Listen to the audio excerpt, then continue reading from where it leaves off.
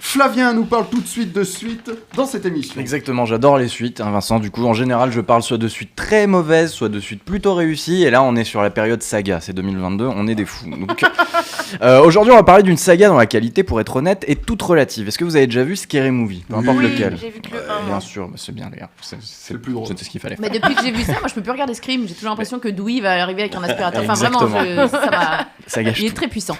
Bon, on va rappeler un peu le principe, exactement. On va rappeler un peu le principe aux auditeurs. Après le succès atomique de Y a-t-il un pilote dans l'avion en 1980, le genre de la parodie se démocratise. Quand je dis parodie, c'est parodie précise. Le film des As étant une moquerie scène après scène de L'heure zéro, un film de 1957 dont ils ont racheté les droits. Vous pouvez vérifier, c'est une parodie totale. Hein. Le héros a le même nom que dans Y a-t-il un pilote dans l'avion. Petit flash forward 20 ans plus tard, le film d'horreur populaire, après une mort symbolique à la fin des années 80, renaît de ses cendres avec le succès atomique de Scream. Commentaire à la limite de la parodie justement, qui a relancé la machine commerciale avec le succès et les films horribles qu'on connaît. Je vais pas citer les Urban Legends sur un toll l'été dernier ou même le français Promenons-nous dans les bois que je vous déconseille. Spoiler, c'est François Berléand le tueur. Ah, il passe ce soir.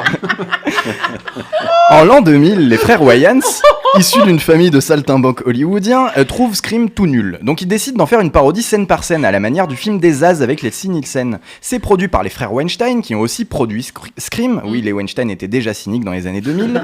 Et étrangement, le film cartonne, rapportant presque 300 millions de dollars pour un budget de 20. Du coup, on va pas s'arrêter là. Le grand public veut de la parodie, on va lui en donner. Moins de 8 mois plus tard, sort au cinéma le bien nommé Scary Movie 2. Cette fois, on ne parodie pas un seul film, mais plus de 130 films d'horreur, principalement de maisons hantées. Mais aussi des références à des films très récents, à l'époque, comme le Hannibal de Ridley Scott ou Mission Impossible 2, sorti la même année. La formule est toute trouvée, on multiplie les références, qu'elles soient pertinentes ou pas, et si le public reconnaît, il rigole. Un peu la même mécanique que la saga Shrek, mais celle-là, on s'en occupera dans une prochaine chronique. Je t'en supplie. Le film est une relative déception au box-office, rapportant 150 millions cette fois pour un budget de 50. En revanche, c'est un carton en vidéo et la belle jeunesse de l'époque se récite les répliques en boucle. Les Wayans décident de rempiler pour un troisième opus, mais souhaitent passer à la vitesse supérieure. Scary Movie 3 sera une parodie du Seigneur des Anneaux et d'Harry Potter. Sauf que les Weinstein ne sont pas d'accord. C'est trop cher. Donc exit les Wayans et on va directement chercher